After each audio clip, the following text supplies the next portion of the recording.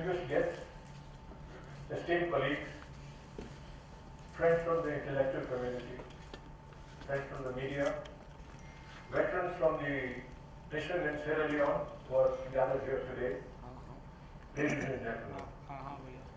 At the outset, permit me to thank you for braving the unruly traffic of Delhi NCR and being here so early in the morning. It's indeed very creditable, and I'm indebted to you all for making it possible for me to launch my book in front of such a nice gathering of people. Thank you very much. I don't think General Goswami left anything for me to speak. He told you all. So I will restrict myself to something very limited. I stand before you, it's my privilege, not as the author of a book, but as a person who has witnessed the creation of history. History that was etched in the sands of Sierra Leone, in the jungles of Sierra Leone. History of the cries of a hapless nation that was torn apart in 5 years of a decade of war, a civil war, over which they had no control. A history of the challenges that the UN mission had to face to bring peace and stability to a nation which was absolutely teetering on the verge of collapse. A history of the gallantry that many peacekeepers displayed over there, including giving of this great sacrifice, which is unsung so far. A history of the mission, which was put together and how well they melded as a force as we progressed. About 25 years ago, as mentioned by General Goswami, I was appointed as the force commander of a mission which was called UNAMSIL, which stood for United Nations Mission in Sierra Leone, a far-off country. To be frank with you, I never heard of this country before. To me, it had a French-sounding name, but I can't be quoted for that because my total understanding of French is merci and comment allez-vous. Beyond that, I don't know any French, so I was wrong. I was grossly wrong, because Sierra Leone is no meaning of France. It has nothing to do with France. It is not even a colony of France. It was a small, tiny nation on the west coast of Africa, as you can see on the map in front of you. It is wedged between two equally small countries. It has Guinea to the north of it, north and east, and Liberia to the east and south of it. And on the west of it is the mighty Atlantic Ocean. A small country with a diameter of just 300 kilometers.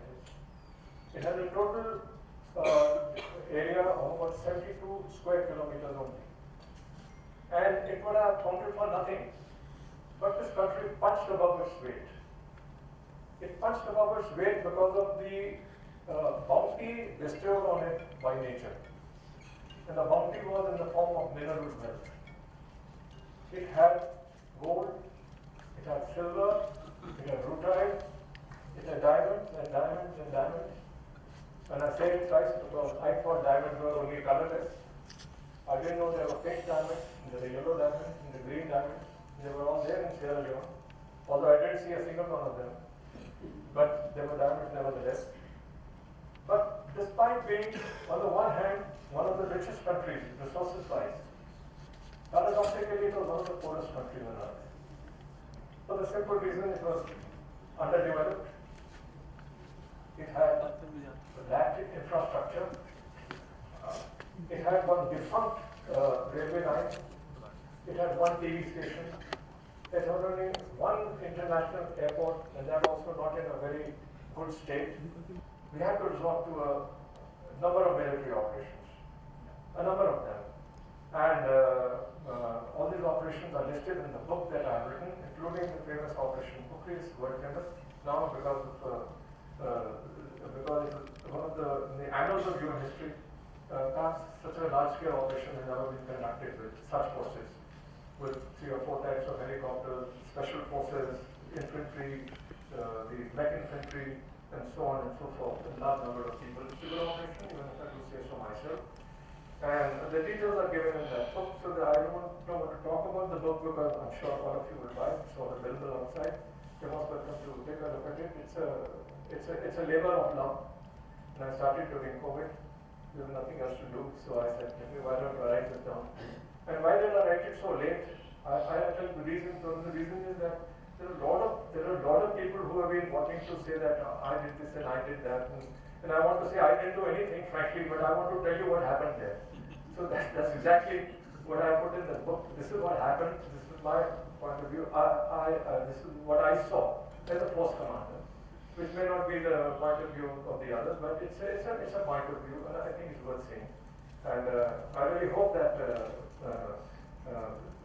whatever I'm saying and what is written in the book is taken seriously by the United Nations, so that whatever problems they have right now of not getting good troops, not getting people from the Western world, and not being very, should I say, open about where the peacekeeping should be done, they take note of it, and we have the world a better place than what we had then and what we might have in the future. Thank you, ladies and gentlemen. Anybody who has been with him knows his capacity, his capability, his skills.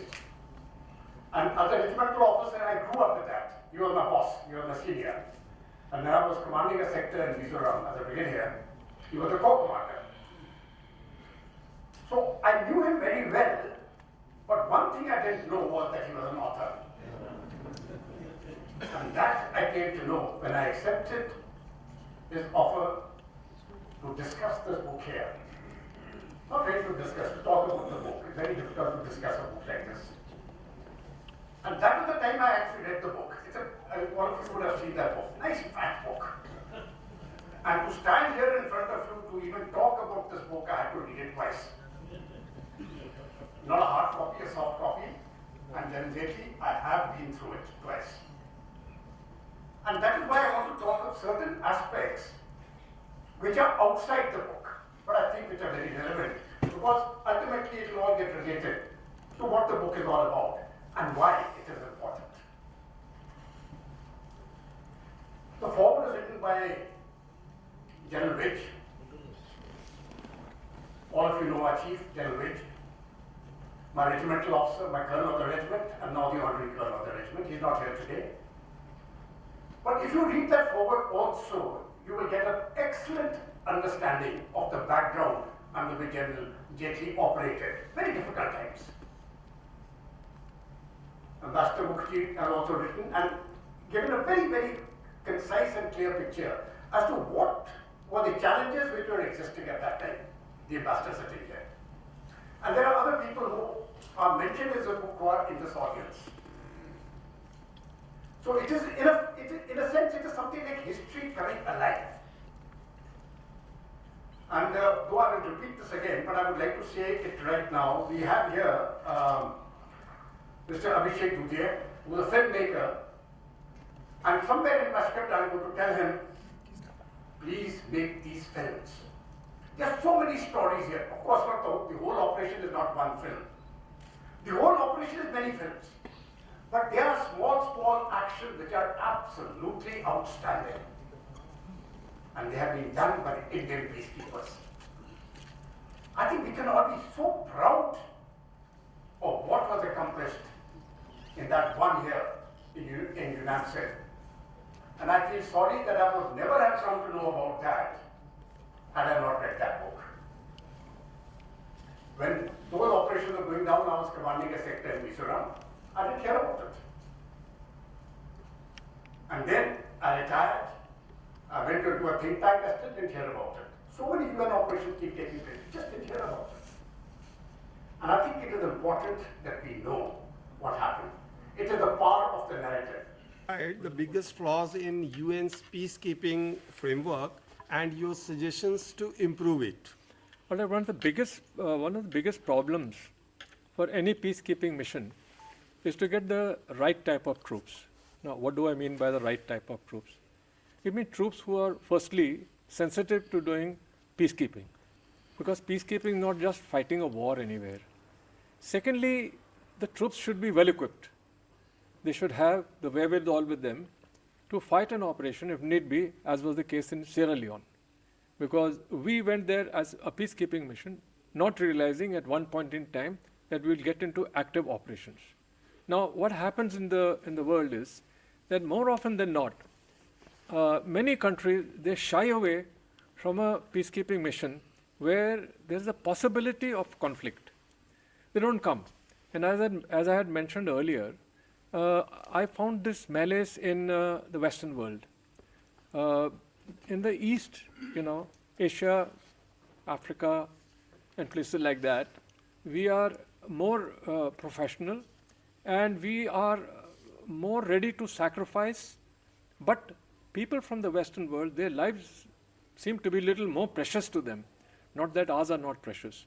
So the biggest challenge, as you asked me, is to get the right type of troops. Okay, sir.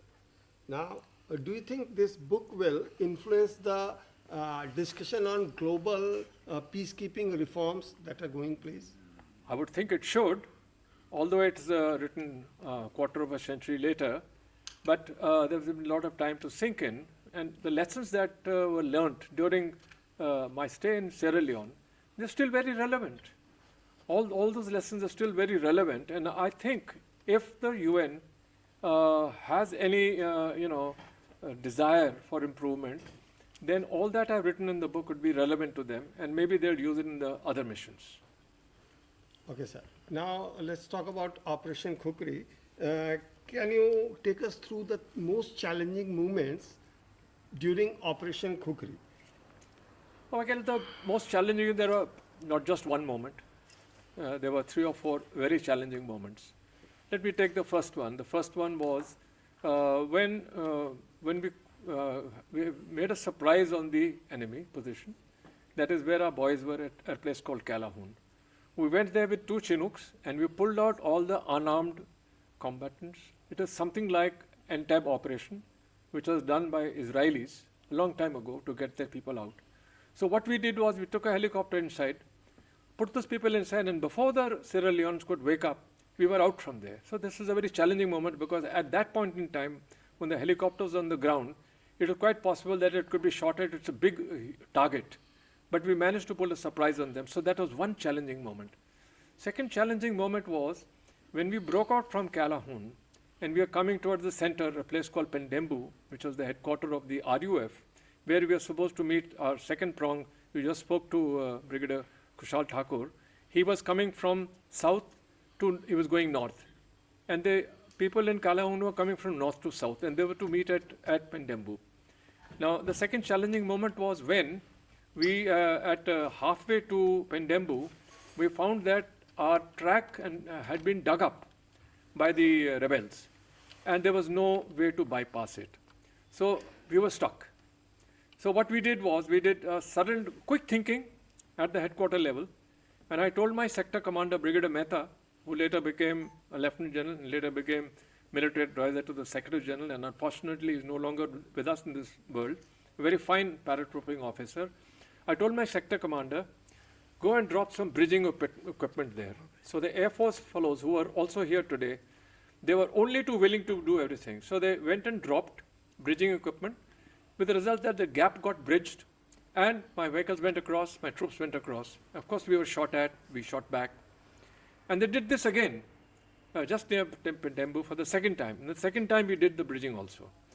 The other problems that we had was that during the night at Pendembu, when we all gathered together over there, we were apprehensive of a counterattack by the rebels. And they did try, they fired at us, but they lacked the gumption because, as I had mentioned when I was speaking earlier, despite the fact that we were there as a force, we were a force. But we were very empathetic to everybody. We gave them medicines, we gave them food, we gave them water, we gave them everything, and with the result that they were very, should I say, shy of doing anything against us. They were very shy of that. But more than that, they knew that this is one army which is not going to be taken lightly, because if we do anything to them, they will fight back, and then it'll be, the consequences will not be good for us. So because of that, they stayed away during the night.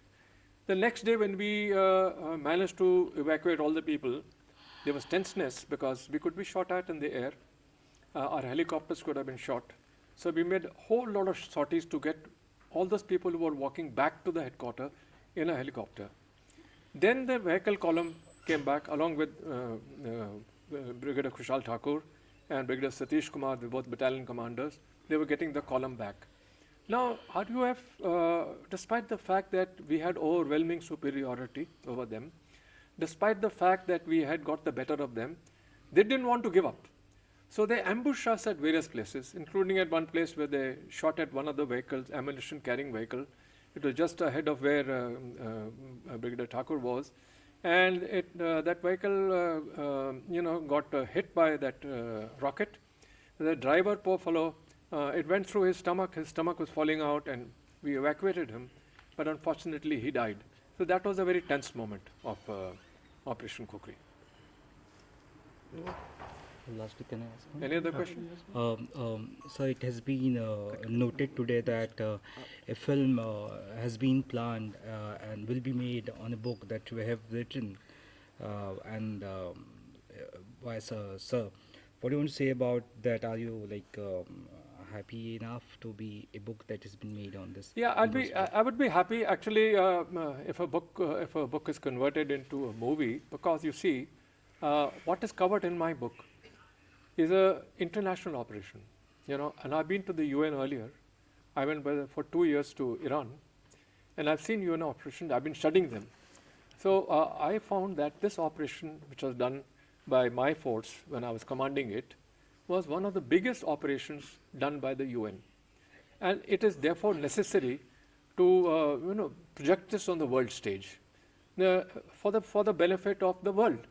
They should know that the United Nations is not just any organization which does nothing, because the United Nations did a lot, and we did that for United Nations, so we were United Nations. So we did the lot over there. So then people should realize that peacekeeping is not just getting into a vehicle and wearing a blue beret and wearing a scarf and going around and waving at people and getting yourself photographed with the locals, which most people like a politician will do, and go and sit with somebody in somebody's hut and have lunch with them.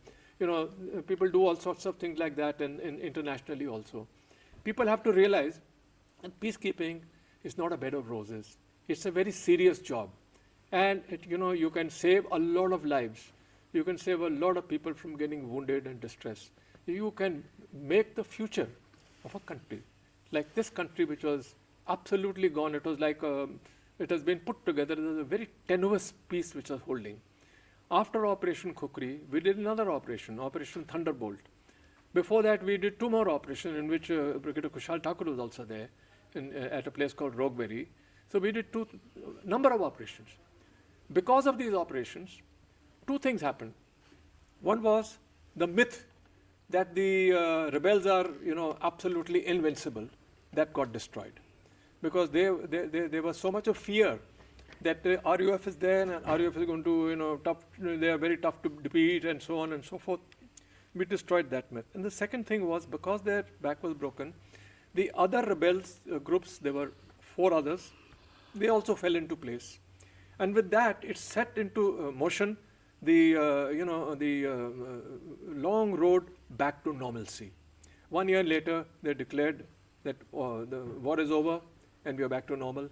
And it's a very thriving country now, and I think we can take credit for that, for having started the events in such a manner that the country could now get back on its feet. Thank you so much. मैंने book पढ़ी है, जैसे मैंने अपने उस पर बोला था कि 30 टाइम पढ़ी है, और बहुत कमाल की लिखी है जनरल जेटली साहब ने ये बुक। और ये बुक नहीं हिस्ट्री है, क्योंकि उन्होंने जिस तरह से इसको लिखा है दिल से जिया है, और इसके ऊपर से मैं फिल्म बनाऊंगा तो बहुत ही कमाल की बनेगी। इसमें स्टोरी की जो बात करें सर, मतलब कितना मुश्किल है ऐसी स्टोरी पे फिल्म बनाना, क्योंकि नॉर्मल फिल्में तो बन जाती है, हीरो को साइन किया बना लिया, लेकिन हर चीज़ बारीकी से देखना पड़ता है, रिसर्च है। कितने दिन का रिसर्च है आपका ये? एक्चुअली मैं और जेटली साहब और ठाकुर साहब हम 3-4 साल से मिल रहे हैं, तो बुक भी मेरे सामने ही लिखी गई है और स्क्रिप्ट भी साथ साथ में ही बनी है। तो मुश्किल तब होता है जब हमारे पास एक आधार नहीं होता। अब तो जनरल जेटली साहब की ये बुक है, वो आधार है, तो बहुत ईजी हो जाएगा इसके ऊपर स्क्रिप्ट लिखना और कमाल की फिल्म बनाना। सब भुज में आपने कई सारे एक्टर्स को लिया था, बहुत बड़ी ग्रैंड फिल्म बनाई थी, जी। तो यहाँ पर भी किस तरह के या किन एक्टर्स को ले सकते हैं आप, या उस बारे में कुछ प्लान किया है आपने अभी तक? हाँ, मैंने प्लान किया है, लेकिन मैंने एक्टरों के साथ एनडीए साइन किया है, तो अभी उसके नाम नहीं डिस्क्लोज कर पाऊंगा। लेकिन एक साउथ का सुपरस्टार होगा और एक हिंदी फिल्म का सुपरस्टार होगा। जी। कितनी ये सर इस फिल्म के बारे में अगर बात करें, एक ऐतिहासिक फिल्म होगी क्योंकि आजकल के बच्चों को ये चीज़ें पूरी जो कहानी है पीछे की, जी। उसमें क्या क्या दर्शाएंगे आप? इसमें कुछ रियल स्टोरीज भी होंगे उसमें? नहीं, रियल स्टोरी है ना ये। नहीं, वहाँ की लोकेशन स्टोरी। हाँ, location- रियल लोकेशन होगी और रियल स्टोरी है। जैसे जनरल साहब की स्टोरी है, खुशहाल ठाकुर साहब की स्टोरी है, शिवाज सर की स्टोरी है, फिर शर्मा साहब की स्टोरी है, तो इनकी रियल स्टोरी ही है। और मैं रियल नाम भी यूज़ कर रहा हूँ और रियल कैरेक्टर भी यूज़ कर रहा हूँ। एक लाइन में आपसे जानना चाहेंगे, बुक में क्या है, पूरा विवरण क्या है? बुक में विवरण तो वहाँ पे किस तरह से ऑपरेशन हुआ और यूनाइटेड नेशन के बैनर के तले इंडियन आर्मी ने, जनरल जेटली सर ने, और किस तरह से ऑपरेशन किया, वो पूरा लिखा हुआ है कि कैसे उनका शोषण किया जा रहा था और किस तरह से उनको मुक्ति दिलवाई। सर क्या क्या प्रोजेक्ट्स आ रहे हैं? आपने काफ़ी चीज़ें अभी कहा था, अगर उस बारे में बता मैं सकें। अभी सरदार बाना सिंह के ऊपर फिल्म बना रहा हूँ जो परमवीर चक्र है, उसके बाद बालाकोट है और ऑपरेशन खुखरी है। तो साइमल्टेनियसली हर स्क्रिप्ट पे काम चल रहा है। तो ये मतलब इसके लिए, ऑपरेशन खुखरी के लिए अभी इंडियन आर्मी की परमिशन आनी बाकी है, तो जैसे ही परमिशन आएगी वैसे इसके ऊपर काम स्टार्ट कर देंगे। अभिषेक जी की बात करें तो सारी देशभक्ति की फिल्में झुकाव रहता है, कभी क्या कहना है इस बारे में? कैसे टारगेट दिमाग में आया कि देशभक्ति के ऊपर ही सारी फिल्में करनी चाहिए? नहीं, क्या होता है कि सेना तो देश की सेवा करती ही है, लेकिन जो हम सैनिक नहीं हैं वो कैसे करेंगे? तो वो इस तरह की फिल्म बना के भी तो कर सकते हैं। तो इसीलिए मैं मानता हूँ और मुझे ये फिल्म अच्छी लगती है, मुझे बनाना, इसके ऊपर काम करना। एक तो रियल स्टोरी होती है, हीरो की स्टोरी होती है और इस जनरेशन को स्टोरी के बारे में पता चलता है। सर क्या किसी ना किसी फिल्म में हम अजय देवगन को भी देख सकते हैं, जैसे आप? ज़रूर, मेरा तो ड्रीम है वापस उनके साथ काम करूं, लेकिन जैसे ही सही स्क्रिप्ट आएगी तो मैं उनको अप्रोच करूंगा और वो हम साथ में काम करेंगे। Thank you. लोकेशन को लेके सर, परमिशन का अदर कंट्री का लोकेशन है, रियल लोकेशन है, तो कैसे परमिशन का क्या चल रहा है? नहीं, परमिशन से पहले सबसे पहले मिनिस्ट्री ऑफ डिफेंस की परमिशन लेनी पड़ती है और वो एक बार परमिशन देती है, उसके बाद फिर हम साउथ अफ्रीका और बाकी सब जगह की परमिशन लेंगे। सर मुझे इसी फ्रेम में सिंगल ब्रिगेडियर खुशहाल ठाकुर हूँ, 18 ग्रेनेडियर से हूँ और मैं कारगिल के युद्ध में भी था, तोलोलिंग और टाइगर हिल की लड़ाई में। और उसके उपरांत जब सीरा लियोन में हालात बिगड़े 2000 में, मई 2000 में, तो मुझे 5 दिन के नोटिस पे सीरा लियोन भेजा गया। और आज का दिन बहुत ही ऐतिहासिक दिन है और जिसमें हम सब ने देखा कि जो United nation mission in Sira Leone के जो फोर्स कमांडर थे, लेफ्टिनेंट जनरल विनय जेटली, उन्होंने जो अपना अनुभव था वहाँ इंटरनेशनल लेवल का यूएन पीस कीपिंग का, उन्होंने एक किताब लिखी जिसका नाम है the unforgettable saga of Sira Leone, जिसका आज रिलीज़ किया गया। और उस समय जो हमारे एयर चीफ थे, एयर चीफ टिपनिस साहब, उन्होंने इसकी अध्यक्षता की। और जो उस समय के जो सीरा लियोन के वेटरन्स थे और बहुत सारे जो दूसरे सीनियर ऑफिसर्स थे, सर्विंग और रिटायर्ड, उन सभी ने इसमें हिस्सा लिया। और ये 25 सालों के बाद आज किताब आई है और ये जिसे कहा जाता है फ्रॉम द हॉर्सेस माउथ, कि जिन्होंने खुद फोर्स कमांडर के तौर पे वहाँ लड़ाई लड़ी है और जो उनका अनुभव रहा है, और जो ऐसी कहानी है जिसमें भारत का इतिहास है, भारत की संस्कृति है कि किस तरह हम विश्व स्तर पर जो है पूरे सभी को, जो हम विश्व को एक परिवार मानते हैं, उस सभ्यता से आगे बढ़ते हैं। और ये गाथा है, वीर गाथा, जो मिलिट्री ऑपरेशंस की है। हालांकि ये इंटरनेशनल ऑपरेशंस था, इसमें बाहर की सेनाओं ने भी हिस्सा लिया, लेकिन ज़्यादातर जो मदद थी वो हिंदुस्तान की जो फ़ौज थी उन्होंने की थी। और इसमें इस लड़ाई में जैसा कि आप जानते हैं, जो खास करके एक ऑपरेशन खुखरी चला था और एक ऑपरेशन रॉगबरी हुआ था, और इन दोनों ऑपरेशंस में मुझे लड़ने का सौभाग्य मिला। और जैसे मैंने कहा कि 5 दिनों के नोटिस के अंदर मैं वहाँ पर गया और जाते ही पहले दिन ही जो फोर्स कमांडर हमारे हिंदुस्तान के थे, हालांकि मेरी यूनिट पीस कीपिंग के लिए लेबनान जा रही थी, लेकिन 5 दिन के, क्योंकि वहाँ के हालात बहुत ख़राब हो गए थे, वहाँ की जो प्रिवेलिंग सिचुएशंस थी, और मुझे एकदम 5 दिन के नोटिस में वहाँ जाना पड़ा। और जेटली साहब ने पहले दिन ही मेरे लिए हेलीकॉप्टर रखा था और पूरा सीरा लियोन जो था वो जल रहा था, गांव जल रहे थे, लोग भाग रहे थे, और यूएन फोर्सेस के जो पीस कीपर्स थे काफ़ी सारों को बंदी बना चुके थे, उनके हथियारों को पकड़ा गया था। ऐसी हालात में एक अनजान जगह में जाना तो मैं तो धन्यवाद करना चाहूँगा जो मैन जिनको मैंने कमांड किया, और जनरल जेटली साहब ने मुझ पर विश्वास किया, और वहाँ पर जो दूसरे थे, मतलब ये विडम्बना है यूएन पीस कीपिंग की, कि यूनाइटेड नेशंस की, कि जो माइंड सेट है वो यही है कि हम पीस कीपिंग के लिए हैं, जबकि वहाँ पे एक ऐसी हालात बन गई थी जबकि आपको उस जो हथियार उन्होंने ले लिए या आपके हमारे लोगों को उन्होंने मारा, तो उसका बदला लेना चाहिए था। तो इस तरह से जब मैंने उन जनरल साहब को यही बोला कि मुझे भारतवर्ष द्वारा आपके मदद के लिए यहाँ भेजा है, जो भी आप टास्क देंगे मैं करूँगा, तो सबसे पहले ऑपरेशन रॉकबेरी हुआ, जिससे सिर्फ भारत का ही नाम नहीं, भारतीय सेना का ही नाम नहीं, बल्कि पूरी यूनाइटेड नेशंस का जो पीस कीपिंग मिशन DPKO जिसको हम कहते हैं, उनका जो इमेज है पूरा इन्हांस हो गया कि देखिए पीस कीपिंग फोर्स में भी ज़रूरत पड़े तो फोर्स का इस्तेमाल किया जाता है। और इस तरह एक अंतर्राष्ट्रीय स्तर पे वर्ल्ड ओवर पे एक ऑपरेशन खुखरी किया गया, जिसमें 234 जिसमें भारतीय थे, जिनको एक किस्म से उनको डिटेन किया गया था और रेबल्स के द्वारा, RUF द्वारा, उनको निकाल के आया जंगल्स में 100 किलोमीटर अंदर जाने के बाद, जिस ऑपरेशंस को जनरल जेटली साहब ने पूरा कंसीव किया और उसको पूरा एग्जीक्यूट किया। और बावजूद इसके कि बहुत सारी मुश्किलात के बाद, क्योंकि जिस तरह की हेल्प UN से आनी चाहिए थी या दूसरे कंट्रीज से आनी चाहिए थी वो नहीं आई, लेकिन भारतवर्ष ने फिर भी अपने जवानों के लिए खड़े हुए और इस ऑपरेशन को खुखरी किया और सबको सही सलामत, जितने भी बंदी बनाए थे उनको वापस लाया गया। और अच्छी बात है कि उस समय के जो फोर्स, जो हमारे डिफेंस मिनिस्टर थे जनरल जॉर्ज फर्नांडिस, वो भी आए थे और सबको शाबाश दी है। तो आज ये बड़े गर्व की बात है कि ये किताब आई है और पूरे उनके अपने व्यक्तिगत अनुभव है और बिल्कुल ये एक तरह का गॉस्पेल ट्रुथ जिसको हम बोल सकते हैं। और ये अंतर्राष्ट्रीय लेवल पे भी बहुत सारे लेसन सिखाएगी, हमारे मिलिट्री लेवल पे जो पीस कीपिंग के लिए जो आने वाली पीढ़ियों के लिए बहुत सारे लेसन सिखाएगी। और हमारे लिए एक ऐसी गाथा है कि भारत की सेना कहीं भी अगर जाती है तो हमेशा अपना वीरता और साहस से अपना जो काम है उसको पूरा करती है। Thank you. I'm Major General Monu Bhagat. I was the Deputy Military Advisor at Headquarters UN New York at the time that this operation took place in Sierra Leone. I think the Indian Brigade conducted itself very well and in keeping with the ethos of the Indian Army, that in peacekeeping there is no enemy, but there are people of a country who have a political problem and you got to handle it very carefully and tactfully. And that is exactly what the brigade did. And therefore it took some time for them to get their company released, who were taken captive by the militants, because they wanted to cause no casualties to the local RUF. And finally they did succeed in their endeavor, which is in keeping with the professionalism of the Indian Army. Yeah, it's a big day today. What you want to say to Sir? Well, I'll congratulate General Jetley for writing this book and recording his tenure there. And I hope the facts come out in his book, which it would, since he's writing it. And it will be a good information for everyone, because there are very few participants from India who know what happens when Indian troops go out to the UN operations. Okay, lastly, do you want a film should be made on this big topic?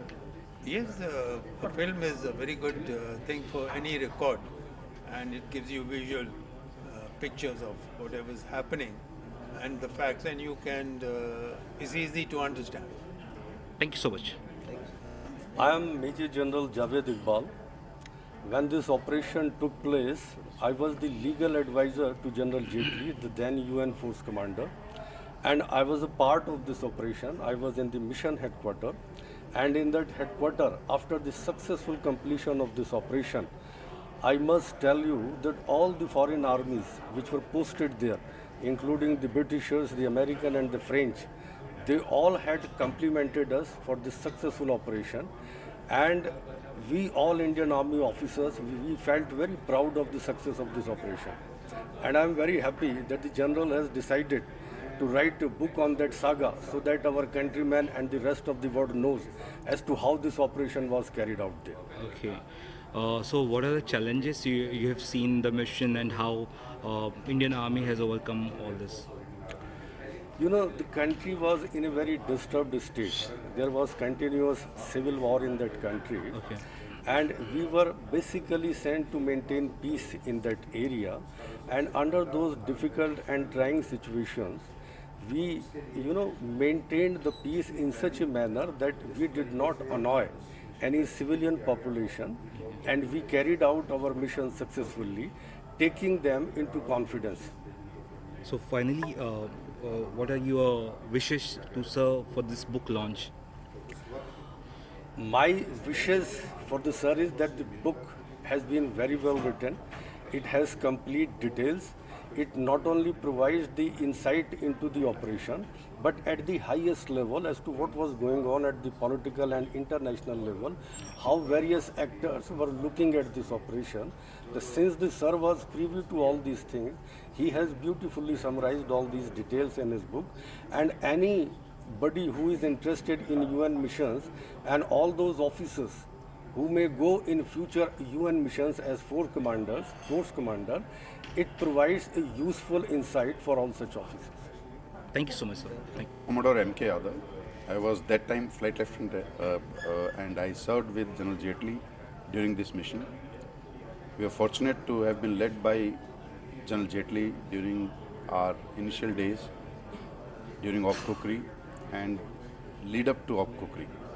The manner in which the entire mission was executed is an epitome of jointness, and this was probably the first time that we could see such a synergy outside our subcontinent, and the manner in which Indian Air Force and Indian Army worked together to undertake one of the most daring missions of United Nations and one of the most successful ones so far, which led to what is Sierra Leone today.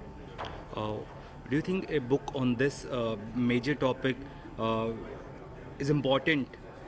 How Indian Air Force and the Army have worked for this? Absolutely. So, if you see, there are number of books written on this particular mission, but coming out from the force commander, his perspective, his macro perspective on the entire Sierra Leone mission will definitely go a long way in terms of fostering jointness, which is the buzzword for Indian Armed Forces these days. And I'm sure our planners now will also take some cue from the erstwhile operations that we have conducted as a team. Lastly, do you think, sir, there has to be a movie to be made? There are a lot of realistic movies coming from India. A movie has to be made on this important topic? See, I have spent 31 years in service now. That time I was young flight lieutenant, and I have not seen such daring missions. In fact, so far, whenever we talk about Sierra Leone, we have goosebumps, and the manner in which we undertook this, there cannot be a better example of bravery, of camaraderie, of jointmanship, and the gut-wrenching operations that we had undertaken during this mission. I am proud of being this team, and all the best to General Jetley for undertaking such a huge task of scripting down or writing down the entire thing by himself. Thank you so much. Thank you so much. I'm Air Commodore Garsing. I'm a helicopter pilot, and I was fortunate to be part of this Air Force mission, which was in fact the first full-fledged UN mission for the Indian Air Force as such is concerned. And before even this operation took place, when we landed there at Lungi Airport, for first few days we had to pitch our tents right at the airport parking, and the weather was really challenging. So our challenges started from there. Then it was a new country. The security situation was quite bad. So then we had to, explore the full country and select places for landing wherever we were expected to operate. So that was the first challenge. And as we established ourselves there, we gained experience, and then this biggest challenge came, wherein we had to launch this operation Op Kukri to retrieve our people. And I think the best thing about this particular mission was the planning by the senior commanders, and luckily, since the force commander also belonged to India, so I think that was probably another factor that we could plan, we could induct whatever forces and equipment we required. And as a helicopter pilot, I think that has been the most challenging day we launched this mission. And now when we look back, the most satisfying thing is that the whole mission was absolutely successful. In fact, much better than what we had expected. We didn't have any casualties. We could get all our people back within the stipulated time frame. I think that has been the most remarkable part. And since General Jetley, he was the leader of not only Indian, all the forces.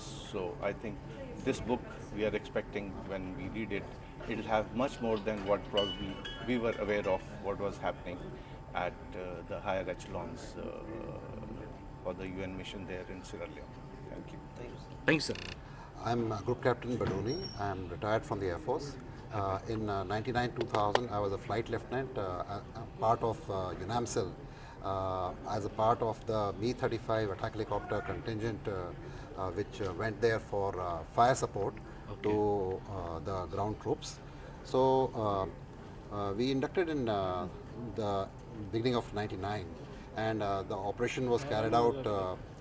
Though the whole operation of, I mean, there were lots of operations which we carried out in Sierra Leone. The main and the longest and the most successful operation was Operation Kukri, in which we rescued and extricated 222 UN peacekeepers who did a fighting breakout from the town of Calahon. And it was by services and an international operation, of which the air element was the Me-35s, the Me-8s, and Chinooks from the Royal Air Force, and the Hercules also from the Royal Air Force. Our troops on ground were 21 SF and the composite mech company which was at Calahon, and the troops from 58 GR and 18 Grenadiers. So that was what the operation was all about.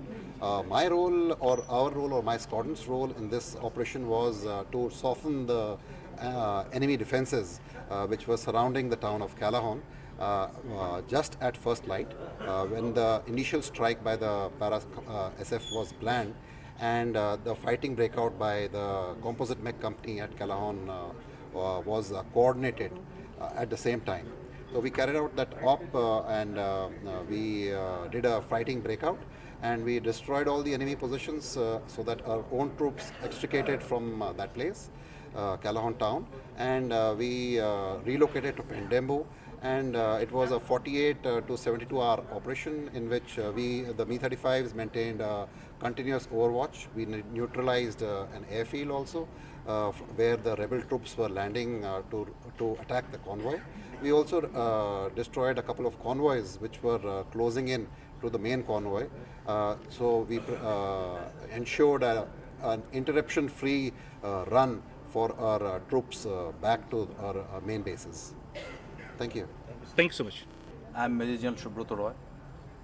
I was part of UNAMSIL mission.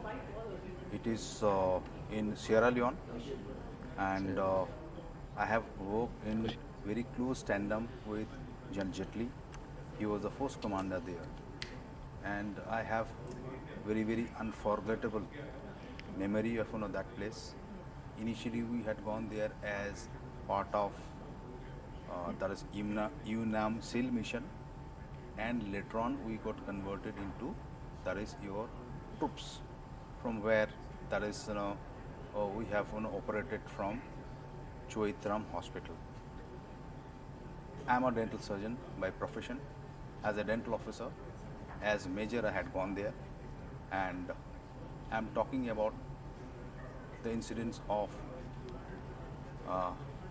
1999. And at that time, I was present in Freetown, and I have been utilized in many ways because there was no infrastructure present. Particularly, I am talking about hospital or any infrastructure specifically for that is rehabilitations of any lost part of the teeth or oral cavity. And since very long time, not even the president of Sierra Leone, he was also not having any facilities for dental treatment. There was no dental surgeon present in the whole country. So that time I gave dental care to our troops and also the civilians, and even the president of Sierra Leone also had come to us for dental treatment. And apart from that, when there is a requirement of communications with the rebels and also that is locals, those who are not part of the mainstream, it was very difficult to approach them. And that time, that soft policy was applied, and doctors, they were sent to basically to communicate with the rebels. I'm talking about that is Fode Sanko and also RUF commanders. They were very, very stubborn, and they never used to come to the mainstream. So that time, doctors team, particularly dental surgeon and the medical specialist, we used to go and communicate with them, and we made a bridge. So that was very, very helpful, and it was the idea of Jetley that time, and I had gone that time and communicated with the rebels group, and initially basically made a bridge for communication. That was basically contribution from my side. And apart from that also, when there was conflict going on, so I had not treated a lot of patients surgically, also taken out bullets even from the brain. I still remember with the surgeon, we had not taken out bullet because we are the only persons who can do something for the patient. So we have even taken out the bullet from the brain from Sierra Leone soldier. And apart from that also, all surgical treatments, all dental treatments like root canal treatment and most sophisticated treatment also we have not provided there. And still I remember when there was a rebel attack in Sierra Leone, and particularly I'm talking about Freetown. So we had to basically go to Mamioko, our headquarters there. So I had that time assisted the complete troops to basically go there, and at the night also I returned to our hospital because everybody left the hospital that time unattended.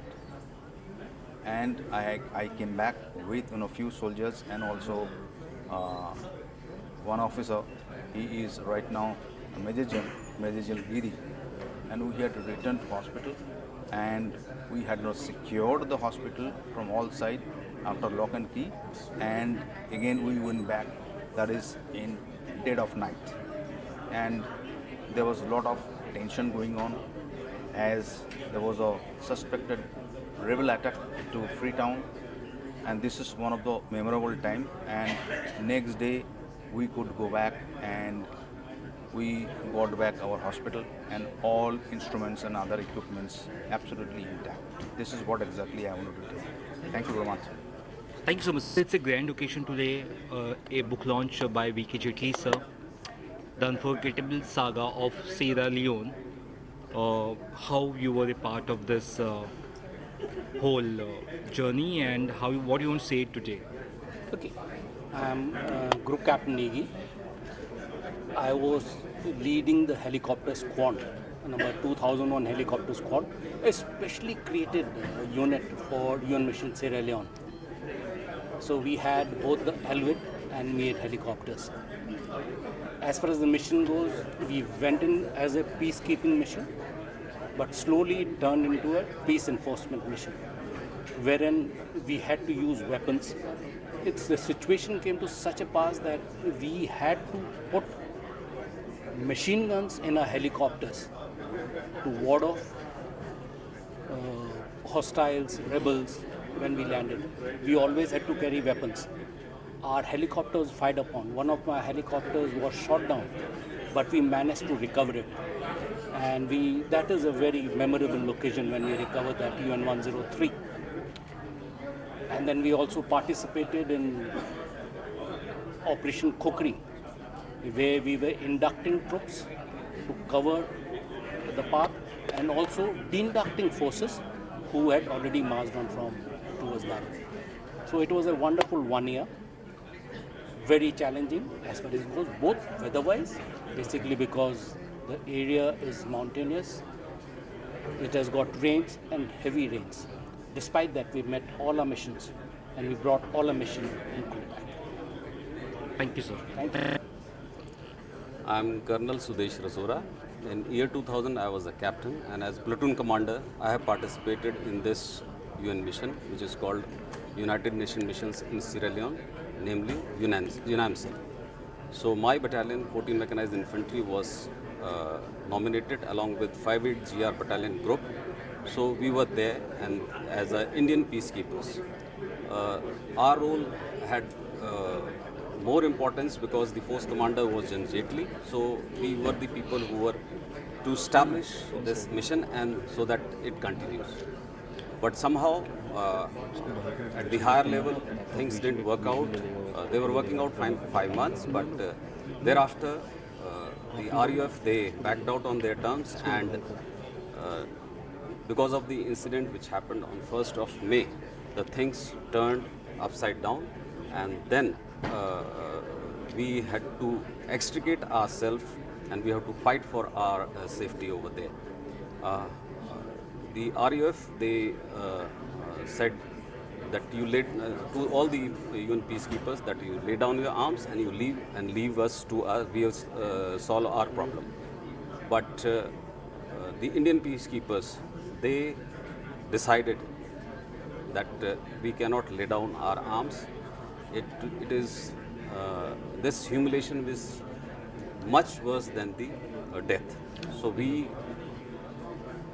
decided to fight on, and we said that you allow us to leave with our arms and ammunition and our whatever military wares we have got, but they said no. So we took our stand under the Indian military leaders, right from the force commander, the brigade commander, the battalion commander, and my company commander, General Rajpal Punia, who was my company commander. We decided. So as per our teaching, 1st to 10th of May, when my company commander was taken away, I was the commander in the hardcore Kailahun town. Negotiations happened and my company commander was back, and from 10th May onwards, he was the commander. As per our teaching, we prepared our defenses and we were ready to fight.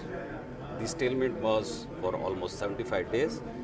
Meanwhile, the planning was on, and with the blessings of the Indian government, support from the Indian government, the whole planning was done, and we were reinforced with RT, para, and even mechanized infantry. And that's how this Operation Khukri, which was launched on 15th of July 2000, went as per our plan, and we came out with flying colors along with the 10 military observers from 10 different countries. So it was a great success. Yes, unfortunately we lost Havaldar Krishan Kumar in this operation. I pay my homage to that great soul, and we are here today, the story being told by Force Commander himself, and it is a really occasion to cherish those memories. Thank you. Thank you so much.